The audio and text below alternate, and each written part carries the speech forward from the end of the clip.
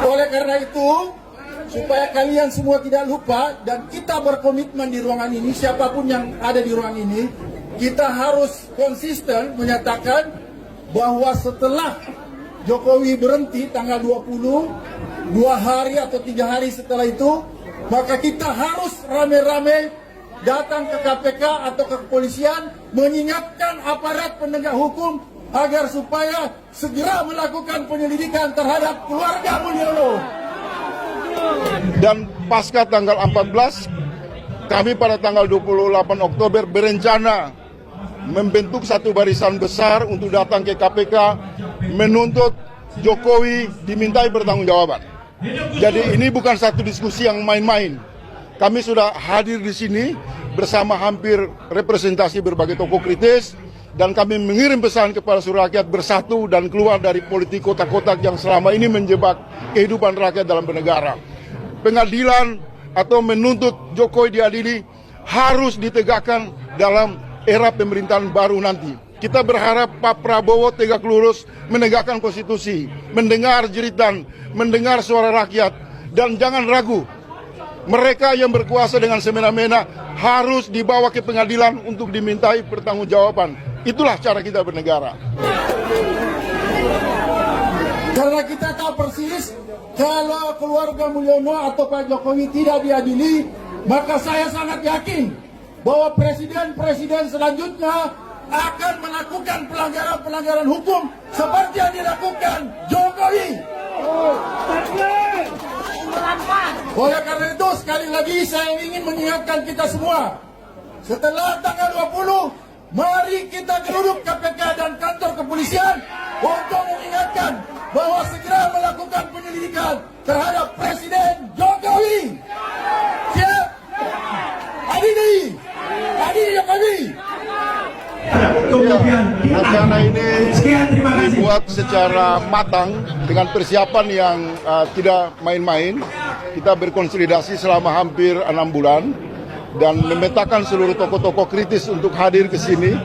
Mereka yang memiliki morality, kredibilitas, komitmen terhadap NKRI, terhadap penegakan hukum, diantaranya Pak Prof. Amin Rais, Pak Din Samsudin, dan lain-lain, untuk menegaskan satu pesan yang kuat kepada istana bahwa rakyat menuntut keadilan dalam bernegara.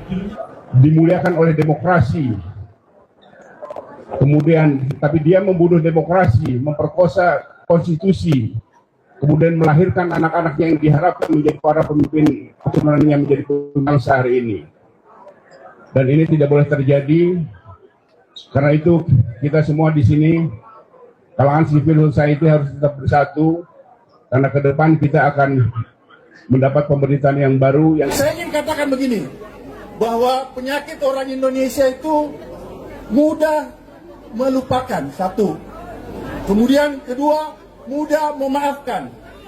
Oleh karena itu, saya khawatir bahwa setelah tanggal 20 nanti, ternyata kita semua yang ada di ruangan ini tiba-tiba lupa terhadap kejahatan yang dilakukan Jokowi. Jangan lupa ya. Skandal proyek yang terancam mangkrak, pelanggaran-pelanggaran HAM, juga berbagai kasus-kasus penunggangan terhadap infrastruktur partai politik, pemilu curang, dan yang paling puncak dari kejahatan Jokowi adalah mempersembahkan kejahatan dinasti politik yang sangat menentang moralitas bangsa, budaya bangsa, dan konstitusi kita dalam bernegara. Jadi sangat banyak, dan itu sudah diulas oleh para tokoh. Oleh sebab itu Pak Said Dido, Pak Amin Rais, Pak Din Samsudin, dan berbagai tokoh-tokoh dari berbagai aliran, kanan, kiri, atas, bawah, menyatukan hati. Tidak ada keraguan. Kita harus berdiri sebagai lokomotif untuk penegakan supremasi hukum. Jadi ini bukan satu diskusi biasa-biasa saja. Tapi kita ingin mengajak pada wilayah operasional politik moral untuk memastikan negara tidak boleh membiarkan satu keluarga berkuasa dengan semena-mena. Jadi saya bilang sama Bung Faisal, kasih tahu sama Al Jazeera besok, kalau misalnya acara ini tiba-tiba diintervensi oleh polisi, mudah-mudahan ada polisi di sini, atau preman, dan kemudian meminta acara ini dibubarkan seperti kemarin, maka bilang sama mereka bahwa kita tidak akan pernah mau bubar dan acara terus dilanjutkan.